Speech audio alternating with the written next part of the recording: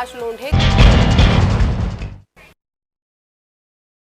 नमस्कार, मी अंकिता जाधव. तुम्हा सगळ्यांचं जय महाराष्ट्रमध्ये मनापासून स्वागत. खरं तर आज 2025 संपतंय आणि आपण 2026चं स्वागत करतोय. पण याच 2025 मध्ये मनोरंजन क्षेत्रामध्ये नेमक्या काय घडामोडी घडल्या याचा आपण आढावा घेणार आहोत. तर चला, वाट कसली बघताय, या बातम्यांचा आढावा घेऊयात.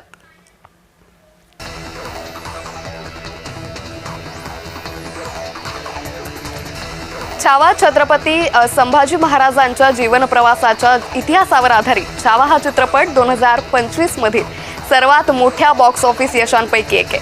मात्र या चित्रपटातील काही ऐतिहासिक प्रसंग आणि संवादांवर आक्षेप घेतला गेला. खरं तर हा चित्रपट लेखक शिवाजी सावंत यांच्या प्रसिद्ध मराठी कादंबरीवर आधारित आहे. लक्ष्मण उतेकर यांनी त्याचं दिग्दर्शन केलंय.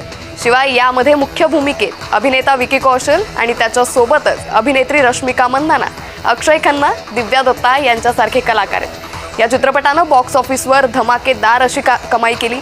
विकी कौशलच्या लुकची आणि संभाजी महाराजांची भूमिका साकारण्यासाठी घेतलेल्या शारीरिक कष्टाचीही बरीच चर्चा झाली. अनेक तरुण मंडळी सिनेमा पाहताना रडल्याचं आणि सिनेमा पाहून संभाजी महाराजांच्या पराक्रमाबाबत अभिमानानं व्यक्त होणारे व्हिडिओही व्हायरल झाले.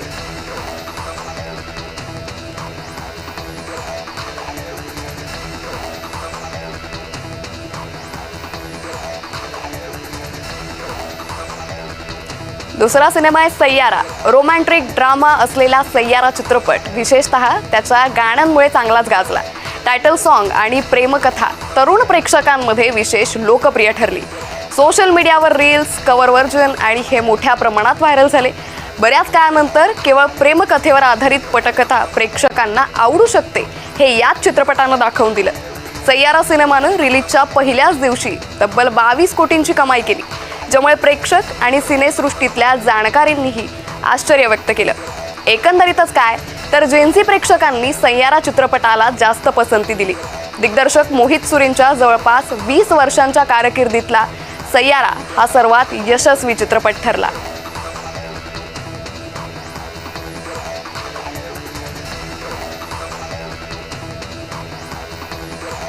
कुली. दक्षिण भारतीय स्टार रजनीकांत यांची मुख्य भूमिका असलेल्या या बिग बजेट चित्रपटाची सुरुवातीपासूनच प्रचंड क्रेज होती. पोस्टर आणि फर्स्ट लुकनं सोशल मीडियावर चर्चा निर्माण केली. चित्रपटानं हिंदी, तमिळ आणि तेलुगू बाजारात मोठी कमाई पण केली. मात्र कथानकापेक्षा स्टार पॉवरवर जास्त भर असल्याची टीकाही या चित्रपटावर झाली. लोकेश कनागराज दिग्दर्शित कुली या 2025 मधल्या सिनेमात तामिळ ॲक्शन ड्रामा चित्रपट आहे. यात रजनीकांत यांचा जुना स्वॅग, ॲक्शन आणि धमाकेदार क्लायमॅक्स आहे. विशेष म्हणजे रजनीकांत यांच्या कारकिर्दीला 50 वर्ष पूर्ण झाल्याच्या निमित्तानं हा सिनेमा प्रदर्शित झाला. मात्र प्रदर्शनापूर्वी चित्रपटानं तब्बल 250 कोटींची कमाई केल्यानं तो चांगलाच चर्चेत आला.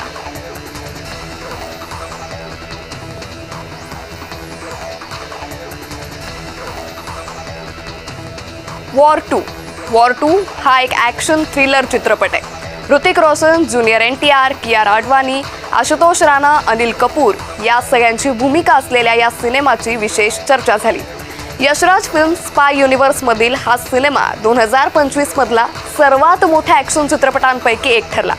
अयान मुखर्जी दिग्दर्शित सिनेमात ॲक्शन सिक्वेन्स, VFX आणि मोठी स्टार कास्ट यामुळे प्रेक्षक थिएटरकडे खेचले गेले. काहींनी कथानकावर टीका केली, पण बॉक्स ऑफिसवर त्याचा काहीच परिणाम झाला नाही. फ्रँचायझी सिनेमांची ताकद पुन्हा सिद्ध झाली. हा चित्रपट आता नेटफ्लिक्सवर उपलब्ध आहे.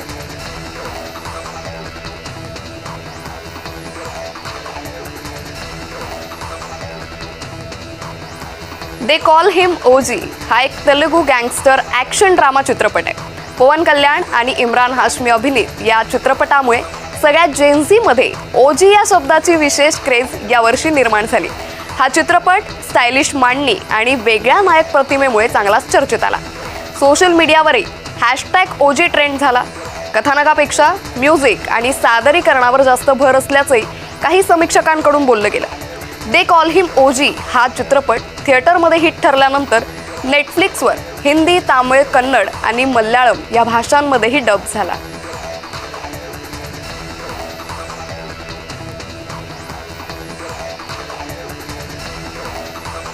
हाऊसफुल 5 ही कॉमेडी फ्रँचायझी 2025 मध्ये पुन्हा प्रेक्षकांसमोर आली.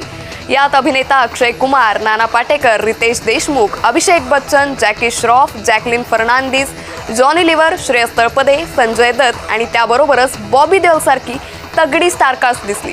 पण चित्रपट प्रदर्शित होण्यापूर्वीच जुनीच विनोद शैली असल्याची टीकाही या चित्रपटावर झाली. मात्र चित्रपटाच्या प्रदर्शनानंतर प्रेक्षकांनी या चित्रपटाला चांगला प्रतिसाद दिला. वाद असूनही चित्रपटानं मात्र यावर्षी चांगली कमाई केल्याचं पाहायला मिळालं.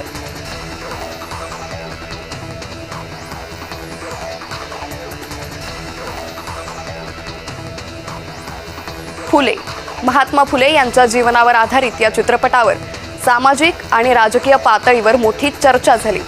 चित्रपट असलेल्या या चित्रपटात प्रतीक गांधी आणि पत्रलेखा यांनी मुख्य भूमिका साकारल्या. तर चित्रपटाचं दिग्दर्शन अनंत महादेवन यांनी केलं. महात्मा फुले आणि सावित्रीबाई फुले यांचा जीवन प्रवास, त्यांचं शिक्षण, समाज सुधारणा आणि स्त्री शिक्षणासाठी केलेलं कार्य या सिनेमात दाखवण्यात आलं. पण काही सीन्सवरून काही संघटनांनी या चित्रपटाच्या चित्रणावर आक्षेप घेतला. त्यामुळे चित्रपटाच्या प्रदर्शनाच्या तारखेत बदल करावा लागला. तर काही दृश्य कट करण्यात आले. तरीही सामाजिक विषयांवरील चित्रपट म्हणून तो कायम चर्चेत राहिला.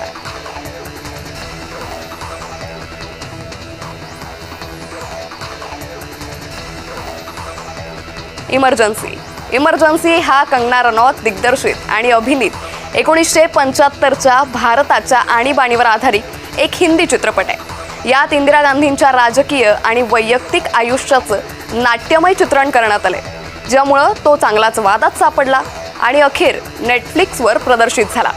देशाच्या राजकीय इतिहासावर आधारित हा चित्रपट रिलीजपूर्वीच चांगला वादात सापडला होता. काही राजकीय पक्षांनी चित्रपटाच्या कथानकावर तीव्र नाराजी व्यक्त केली. तर सेन्सॉर बोर्ड, प्रदर्शन तारीख आणि कायदेशीर बाबींमुळे चित्रपट वारंवार चर्चेत राहिला. इमर्जन्सी या चित्रपटाच्या निमित्तानं राजकीय सिनेमा म्हणजे वाद हा मुद्दा पुन्हा एकदा पुढे आल्याचं पाहायला मिळालं.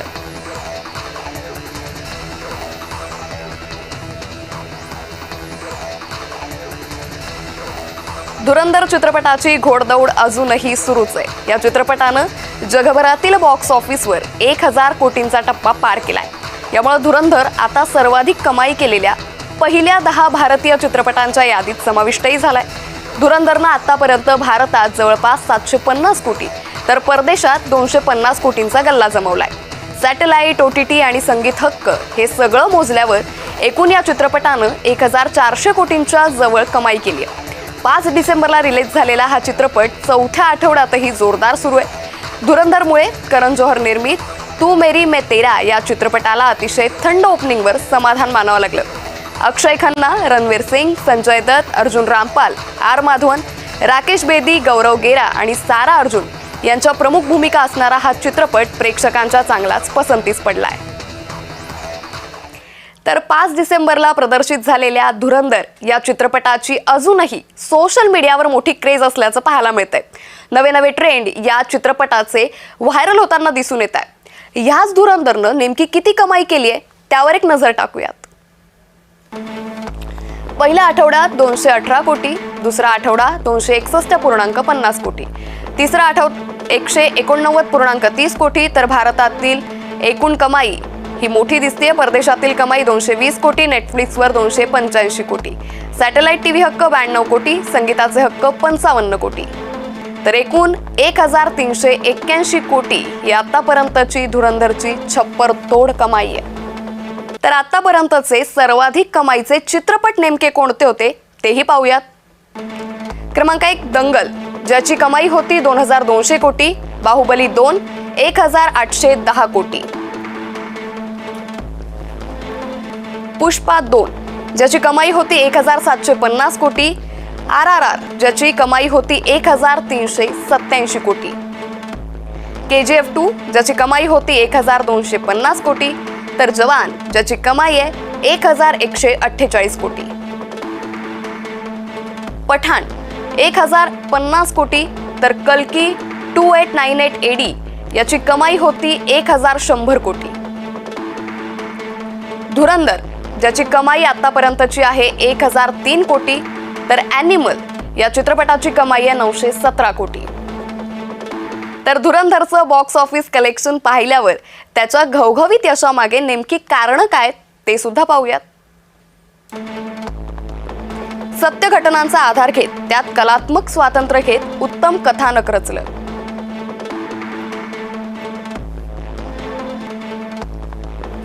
तर चित्रपटाची लांबी 3.5 तास असूनही चित्रपट कंटाळवाणा होत नाही.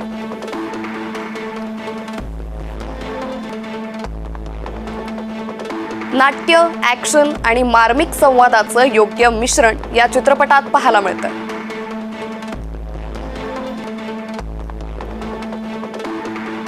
पात्रांनुसार पंजाबी, उर्दू, पश्तो भाषेतील शब्दांचा वापर या चित्रपटात करण्यात आलाय.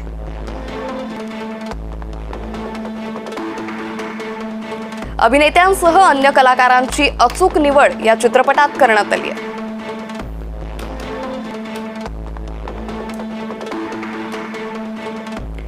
रणवीर सिंग, अक्षय खन्ना, संजय दत्त, अर्जुन रामपाल, आर माधवन या सर्वांचा दर्जेदार अभिनय या चित्रपटात पाहायला मिळतो. रणवीर सिंग स्टार असला तरी त्याची भूमिका कथानकाच्या आड येत नाही.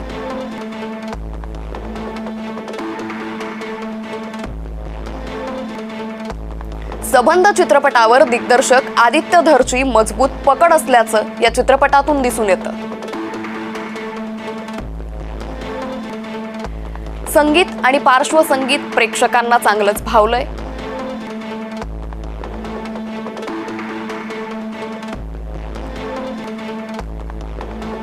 तर मनोरंजनात चित्रपट कुठेही कमी पडत नाही.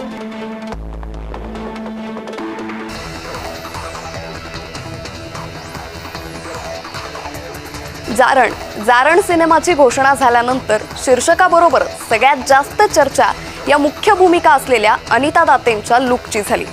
जारण मराठी सायकोलॉजिकल थ्रिलर चित्रपट आहे. चित्रपट ऋषिकेश गुप्ते यांनी लिहिला आणि दिग्दर्शितही केलाय. यामध्ये अनिता दातेंसह अमृता सुभाष, किशोर कदम यांच्यासारख्या कलाकारांनी प्रमुख भूमिका केल्या. हा चित्रपट ग्रामीण भागातील गूढ, काळी जादू आणि अंधश्रद्धा यावर आधारित आहे. चित्रपटाचं कथानक आणि कलाकारांच्या अभिनयाची चांगलीच चर्चा झाली.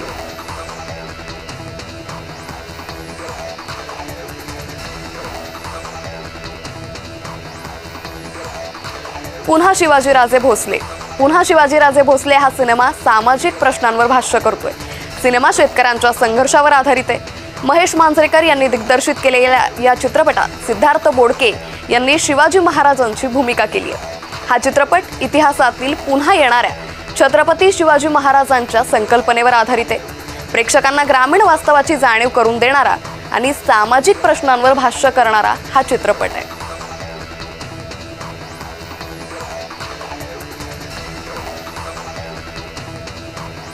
देवमाणूस हा एक मराठी क्राईम थ्रिलर चित्रपट आहे. तेजस देवस्कर दिग्दर्शित या चित्रपटात महेश मांजरेकर, रेणुका शहाणे, सुबेद भावे यांची मुख्य भूमिका होती. पांडुरंगा या भावपूर्ण गाण्यामुळे चित्रपटाविषयीची प्रेक्षकांची ओढ ही अधिकच वाढली गेली. स्टारकास्ट आणि प्रभावी कथा यामुळे सोशल मीडिया आणि चित्रपट प्रेमींचाही हा चित्रपट पसंतीस उतरला. एका शांत माणसाच्या मनातील गडद भावना आणि रहस्यांभोवती फिरणारा प्रेक्षकांना हा चित्रपट खिळवून ठेवणार अशी प्रतिक्रिया अनेक समीक्षकांनीही दिली आहे.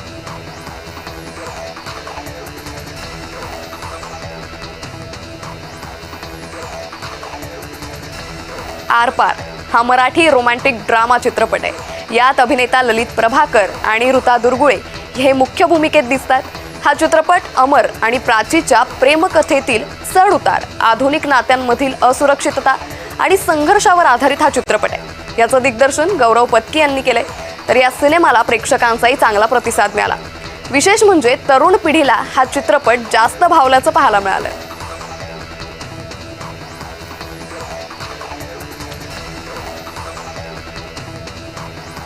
फर्स्ट क्लास दाभाडे कौटुंबिक कॉमेडी ड्रामा अशा प्रकारचा फर्स्ट क्लास दाभाडे हा सिनेमा आहे. विशेषतः भावंडांच्या नातेसंबंधांवर भाष्य करणारा सिनेमा.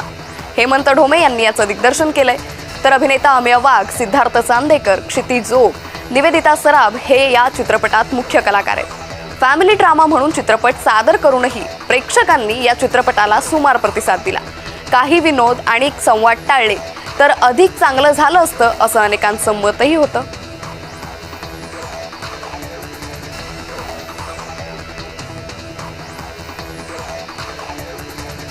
गुलकंद हा 2025 मध्ये प्रदर्शित झालेला एक मराठी विनोदी चित्रपट आहे, ज्यात सई ताम्हणकर, प्रसाद ओक, समीर चौगुले आणि ईशा डे यांच्या प्रमुख भूमिका आहेत. हा चित्रपट सचिन गोस्वामी यांनी दिग्दर्शित केलाय, तर सचिन मोटे यांनी हा चित्रपट लिहिलाय. प्रेम, नातेसंबंध आणि कौटुंबिक विनोदावर आधारित हा चित्रपट आहे. गुलकंदनं बॉक्स ऑफिसवर यशस्वी कमाई केली आणि सध्या हा चित्रपट Amazon प्राईम व्हिडिओवर उपलब्ध आहे.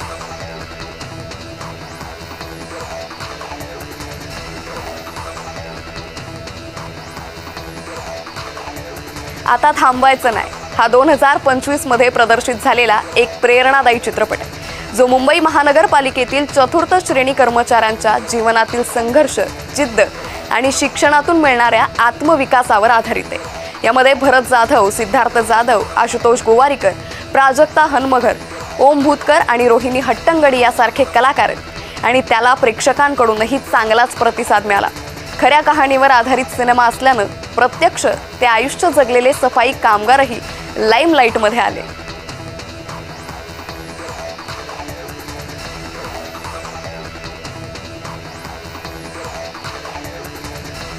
उत्तर हा क्षितिज पटवर्धन यांनी दिग्दर्शित केलेला मराठी चित्रपट आहे, जो आई आणि मुलाच्या भावनिक नात्यावर आधारित आहे.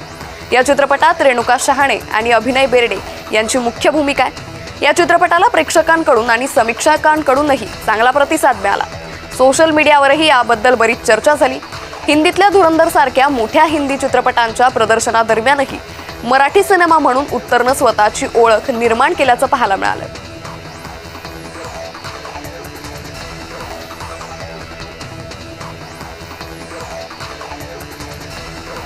एप्रिल मे 99 हा रोहन मापुसकर दिग्दर्शित मराठी चित्रपट आहे. यात 1990च्या दशकातील उन्हाळ्याच्या सुट्ट्या, कोकणातील साधी जीवनशैली आणि बालपणीची घट्ट मैत्री दाखवली आहे, ज्यामुळे प्रेक्षकांना जुन्या आठवणीत रमल्यासारखं वाटतं. जगण्यातील आनंद, मैत्री आणि आत्मशोधावर आधारित सिनेमात आर्यन मेखंजी, श्रेयस थोरात, साजिरी जोशी आणि मंथन काणेकर यांच्या प्रमुख भूमिका आहे. कोकणातील निसर्ग, बैठी घरं या सगळ्याचं सुंदर चित्रण यात पाहायला मिळतं. इंग्रजी शिकण्याच्या प्रयत्नातून सुरू झालेली ही कथा चौघांच्या घट्ट मैत्रीजवळ येऊन थांबल्याचं दाखवलंय. विशेष म्हणजे 90च्या दशकात वाढलेल्या पिढीनं चित्रपट चांगलाच उचलून धरलाय.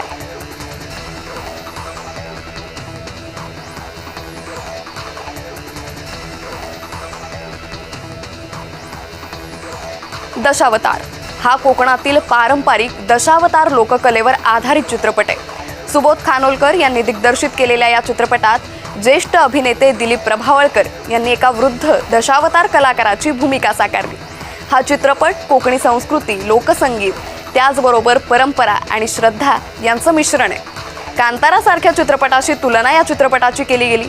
चित्रपटातील दृश्यात्मकता आणि सांस्कृतिक मांडणी प्रभावी असल्याचं मत अनेक तज्ज्ञांनी नोंदवलं. महेश मांजरेकर, भरत जाधव, सिद्धार्थ मेनन, प्रियंका इंदुलकर यांच्या अभिनयाचं कौतुकही झालं. A.V. प्रफुल्लचंद्र यांचं संगीतही खूप गाजलं. एकंदरीतच काय तर बॉक्स ऑफिसवर या चित्रपटानं चांगली कमाई केली.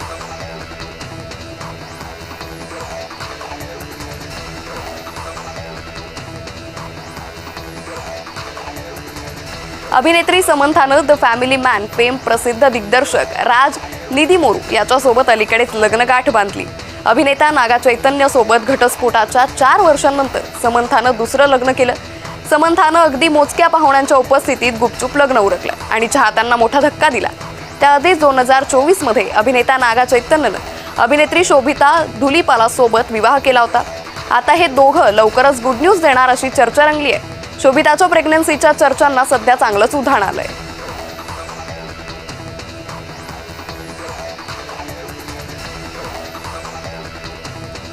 अभिनेत्री स्मिता पाटीलचा मुलगा प्रतीक बब्बर यानंही यावर्षी जोडीदारासोबत नव्या प्रवासाला सुरुवात केली आहे. अभिनेता प्रतीक बब्बर व्हॅलेंटाईन डेच्या दिवशीच गर्लफ्रेंड प्रिया बॅनर्जी सोबत विवाह बंधनात अडकला.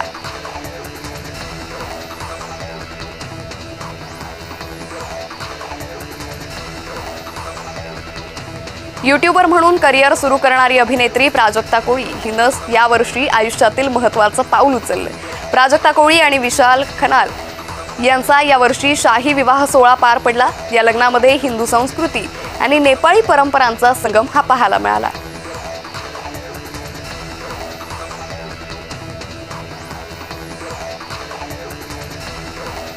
बालिका वधू फेम अविका गौर हिचं लग्नही यंदा चर्चेचा विषय ठरलं। बाल कलाकार म्हणून प्रसिद्धी मिळवणारी अविका आणि मिलिंद चंदवानी यांचा लग्न सोहळा पती पत्नी और पंगा या शो मध्ये थाटामाटात पार पडला आणि याची सोशल मीडियावर चांगली चर्चाही झाली।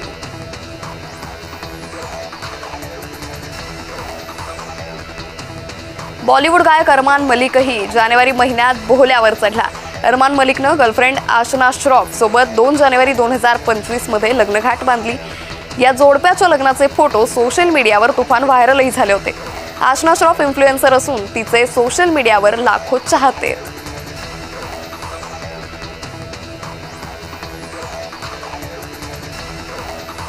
यंदा आणखी एक सेलिब्रिटी कपल खूप चर्चेत राहिलं, ते म्हणजे तरुणांच्या गळ्यातील ताईत असलेली क्रिकेटपटू स्मृती मानधना आणि संगीत दिग्दर्शक पलाश मुश्रीफ। अगदी गाजावाजा करत पलाशनं स्मृतीला बॉलिवूड स्टाईलनं प्रपोज केलं। दोघांच्या पत्रिकाही छापल्या गेल्या, पाहुण्यांना आमंत्रणं गेली, पण लग्नाच्या 1 दिवस आधीच हे लग्न रद्द झाल्याची बातमी आली। स्मृतीच्या वडिलांना हृदयविकाराचा झटका आल्यानं हे लग्न स्थगित केल्याचं सुरुवातीला सांगण्यात आलं। त्यानंतर पलाशची तब्येत बिघडल्यानं त्यालाही रुग्णालयात दाखल करण्यात आलं। मात्र खरा ट्विस्ट इथेच आला, कारण सोशल मीडियावर काही वेगळंच समोर आलं। पलाशचं एका कोरिओग्राफर सोबत नातं जुळल्याची खबर स्मृतीला लागल्यानं हे लग्न मोडल्याची चर्चा सुरू झाली। काही मीडिया रिपोर्टनुसार स्मृतीनं पलाशला त्या तरुणीसोबत आक्षेपार्ह अवस्थेत पकडल्याचंही सांगितलं जात होतं। इतकंच नाही तर पलाशचे संबंधित तरुणीसोबतचे कथित चॅटही व्हायरल झाले। या संदर्भात दोघांनीही कोणतंही अधिकृत वक्तव्य केलं नाही, पण काही दिवसांनी दोघांनी सोशल मीडियावर पोस्ट करत आपलं लग्न मोडल्याचं स्पष्ट केलं। या दोघांची प्रेम कहाणी मात्र अधुरीच राहिली। आता येत्या वर्षात या दोघांचं लग्न मोडल्याचं खरं कारण समोर येतं का ते पाहावं लागेल।